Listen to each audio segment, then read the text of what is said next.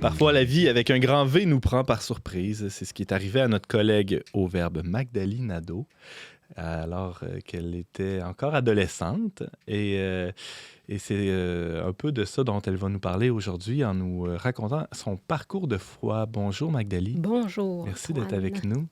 Ça fait plaisir. Tu es déjà avec nous tous les jours dans le cadre de tes fonctions au Verbe comme adjointe administrative. Mais là, aujourd'hui, tu nous parles de ce que le Seigneur a fait dans ta vie et de comment il t'a happé. Peut-être nous raconter, pour commencer, là, où tu étais quand c'est arrivé. Dans le fond, c'était quoi ton parcours de vie, ta famille, ton background, hein, finalement, avant ta conversion? Bien, moi, je viens d'une famille qui est non pratiquante, mais qui croit beaucoup à l'amour. Ça, je remercie mes parents pour ça, parce que l'amour a été très important. Mais j'ai pas connu ça, aller à la messe avec mes parents. La seule catéchèse que j'ai eue et que j'ai connu, le Jésus historique, c'était par mes cours de catéchèse à l'école primaire. Parce que moi, je suis née en 69, donc il y en avait encore à l'école de la catéchèse. Alors moi, c'est ça. C'est la seule culture que j'avais. Je suis née en 90, puis j'en avais aussi la catéchèse. Il y en avait encore. Il n'y en a plus aujourd'hui. Alors, c'est ça. Et moi, j'étais quelqu'un qui était très intellectuel, qui aimait l'école, qui était première de classe, qui était beaucoup dans sa tête, je dirais. Et puis... Alors, viennent avec ça des questionnements, tôt ou tard. Oui, puis j'étais très... cherchais le sens de ma vie. Puis tout ce qui était religieux ne m'attirait pas. Je trouvais, rendu à l'adolescence, j'ai fait une révolte personnelle. Je voyais ceux qui croyaient, puis je trouvais que c'était une béquille pour les gens. Je trouvais que ça les empêchait de se prendre en main, de croire en Dieu, comme si c'était facile. Alors moi, j'avais un préjugé négatif sur ceux qui croyaient en Dieu. Une réponse facile à leurs problèmes ou une espèce de paresse intellectuelle. Oui, tout à fait. Pour moi, dans ma tête, parce que c'était dans ma tête, j'avais toutes les raisons, puis je lisais même des philosophes même. Athées? Oui, puis je me disais fièrement athée. Quand les gens me disaient... c'est quoi ta croyance? Parce que des fois, on parlait de ça. Moi, je disais non, moi, je suis athée, je ne crois pas en Dieu, je ne crois pas qu'il existe. Ah là là. Alors, puis c'est ça, je lisais des livres et puis moi, dans ma tête, je comprenais pas les gens qui croyaient en Dieu. Là. Je trouvais vraiment que c'était une faiblesse, puis c'était quelque chose d'historique, de loin. Jésus, c'était pas quelqu'un de vivant encore aujourd'hui. Là. C'était pas... non, pas du tout. Mais malgré ça, il y avait déjà, disons, une brèche qui était là. C'est celle de ton rapport à la nature, à la création?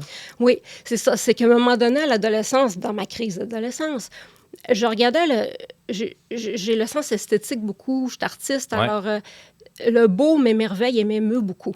Et quand je regardais ça autour de moi, je me disais, ça se peut pas qu'il n'y ait pas quelque chose derrière ça. C'est trop bien fait. Il y a un artiste, quelque part. Moi, je me dis, ça se peut pas. Il y a comme... Puis là, on dirait que ça m'a mis à ce moment-là en quête, en recherche. Et je sentais aussi un vide à l'intérieur de moi. Un vide que je sentais que personne ne pouvait remplir. Mais je le sentais très fort, comme un puits sans fond. Mais je ne me perdais pas dedans, je n'étais pas dépressive, mais je sentais ce vide-là intérieur très, très fort. Là, tu as quel âge environ? Là? 16 ans. OK. Qu'est-ce qui se passe? Ce qui se passe, c'est que je restais à ce moment-là dans un petit village au Saguenay qui s'appelle Saint-Honoré. On salue les auditeurs de Saint-Honoré. et la seule chose qu'il y avait pour les jeunes, pour les adolescents, c'était les cafés chrétiens. Moi, j'ai connu l'époque des cafés chrétiens au Québec. Qu'est-ce que c'était, ça, ce concept-là? Les cafés chrétiens, c'était comme une place où les gens pouvaient venir, souvent dans le sous-sol d'une église. Puis, il y avait des témoignages, des chants, de la guitare. C'était quelque chose de social, mais en même temps pour l'évangélisation. Là. Alors, tu t'es retrouvée là pour socialiser, on j'allais bien, juste là pour ça. Parce que, pour voir des amis. Oui, pour voir des amis. Puis, c'était pas mal tout ce qu'il y avait à faire à Saint-Antoine. Oui. Bon. Il n'y avait même pas d'autobus. Il y a un aéroport, là? Oui, oui, exactement. Alors, c'est ça, il y avait ça. Puis moi, j'allais là. Et d'ailleurs, j'aimais m'estiner avec les personnes croyantes. Une religieuse, entre autres, qui est une amie aujourd'hui, elle pourrait la confirmer, que j'essayais de la convaincre de la stupidité, quelque part, de croire en Dieu. Tu voulais la convertir à ton J'étais athéisme. ardente. J'étais passionnée, là. Ah Faut voir ouais. un petit peu. Un peu baveuse, hein, peut-être. Un petit peu. Mais le Seigneur t'attendait au détour, Magdalie, Nadeau. Ouais. Il y a eu, Ouais, eu un moment, peut-être dans une de ces rencontres-là, au café chrétien, où la lumière, où, disons, il y a ça. un voile qui s'est levé. Oui, c'est ça. Ben, ce qui est arrivé, c'est vraiment, puis j'hésite à le dire parce que je le sais que les gens souhaitent tous vivre une rencontre personnelle avec Dieu. Ouais. Puis en même temps, c'est... Bon, ben, la seule chose que je peux croire, c'est qu'on peut être prédisposé ou disposé intérieurement à se faire proche de Dieu.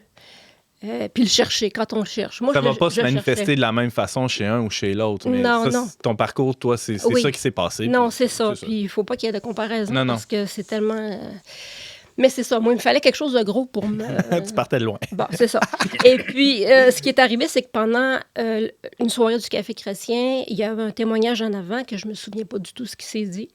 Et puis, à un moment donné, pendant le témoignage, j'ai ressenti, comme venant de l'intérieur, du plus profond de moi, Dieu. C'était de l'amour, c'était comme l'amour pur. Puis je savais que c'était Dieu parce que je sentais que c'était un amour qui m'avait créé. C'était une présence. Le mot présence, c'était, je pense, le mot le plus ajusté à ce que je vivais. Une présence enveloppante, amoureuse, qui m'aimait inconditionnellement. Mais inconditionnellement, là, je pouvais faire n'importe quoi. Là. C'est ça que moi, je ressentais, mais je ne ressentais pas avec juste les émotions. C'est dur à expliquer. C'est un ressenti, ben, je dirais aujourd'hui, avec l'âme. Ouais. Dans tout ton être. Oui, c'est ça. C'est tout l'être. Mais la tête, elle y croyait pas encore. C'est ça qui était très... Presque tout ton être. Mais c'était très fort. Ouais. C'était vraiment quelque chose qui, en 10 secondes, a changé ma vie complètement. Et les gens qui me connaissaient m'ont vu complètement changer. Alors, quand j'ai vécu ça, cette présence amoureuse-là qui a surgi de l'intérieur, j'ai pleuré sans arrêt. J'étais plus arrêtable. Je pleurais, j'étais dans la salle avec les autres, j'étais assise en arrière une chance, là. Mais je pleurais beaucoup parce que j'étais touchée. Touchée dans... c'est comme de rencontrer mon créateur, là. C'est vraiment ça. D'ailleurs, le mot conversion, en grec, c'est métanoïa, ça veut dire retournement. Il y a comme, tu as été viré comme une crêpe, là, pratiquement, dans ce que j'entends, Magdalie.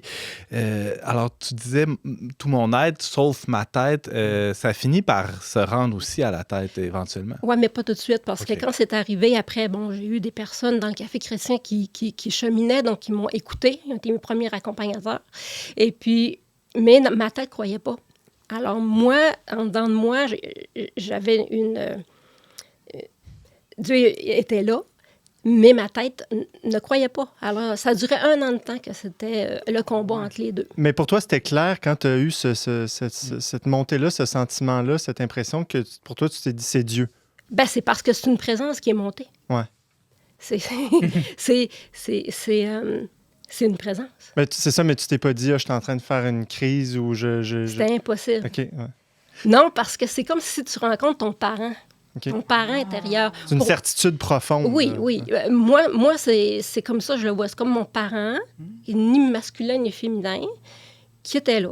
Mais je dois ajouter quelque chose. C'est dans ce ressenti global-là, c'était aussi qu'il y a eu autre chose qui était par-dessus ça. C'était qu'en dedans de moi, ça me disait très fort, comme une révélation, je ne sais pas comment dire ça, ben toute l'histoire de Jésus-Christ, c'est vrai, cette affaire-là.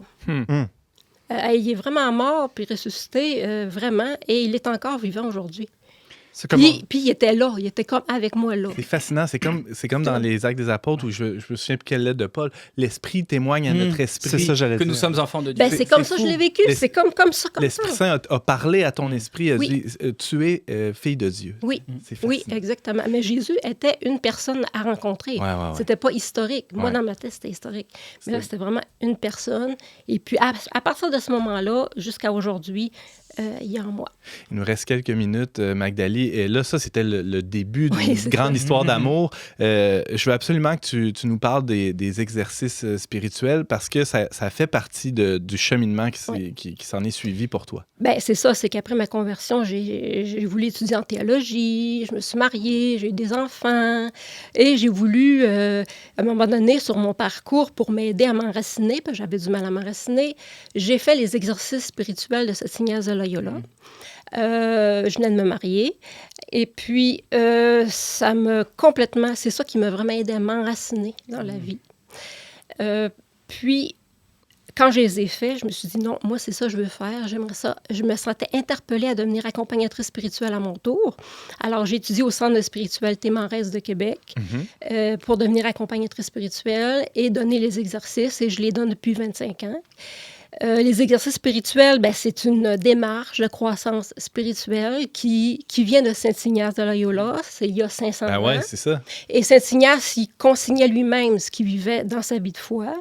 Et c'est ça qui a abouti à construire, à se laisser inspirer pour faire des exercices pour donner à d'autres. Au début, il les donnait aux futurs jésuites, parce que ça l'a formé les jésuites par la suite. Ouais. Et avec le temps, les religieux le vivaient. Et aujourd'hui, c'est toute personne, peu importe, laïque, religieux, peuvent le vivre. Et ça a été beaucoup démocratisé ici à Québec, je dirais, par le Centre Manresse, qui l'ont mis comme ajusté à notre culture. C'est quoi l'approche? L'approche, c'est se faire proche de notre incarnation, dans le sens... l'approche... C'est une démarche qui fait avancer, que chaque exercice prépare au prochain exercice, et c'est une montée jusqu'à temps qu'on monte jusque dans l'amour, de vivre l'amour et à la suite du Christ. Et il y a beaucoup d'exercices à vivre, en tout cas, qui fait qu'on peut croître intérieurement. James? D'ailleurs, par ailleurs, ouais, Magdalie me montrait ce matin ses œuvres. Elle a conseillé sa vie spirituelle et sa vie d'art. Et maintenant, sur son site que vous pouvez aller voir, le magdalinado.ca, on voit quelques-unes de ses œuvres là où elle construit en fait des représentations du Christ, tout ça, en tout cas de différentes scènes, mais avec des pages même de la Bible où les paroles qu'elle veut mettre en évidence dans la toile se trouvent. Donc, on voit par exemple Jésus qui est construit lui-même avec des pages de la Bible et des paroles qui concernent la toile. C'est vraiment fascinant. Ouais. C'est le verbe fait chair. Exactement. Oui, c'est exactement ça. Fascinant. Magdalie Nadeau, il nous reste une petite minute. Si tu croisais quelqu'un là, qui vient de vivre une conversion comme celle que tu as vécue, qu'est-ce que tu lui dirais aujourd'hui? De continuer à parler à Dieu intérieurement. Parce que comment dire? Moi, je pense que c'est Dieu, c'est ça qu'il veut de nous. Il veut se faire proche de nous. Il veut être en communion avec nous.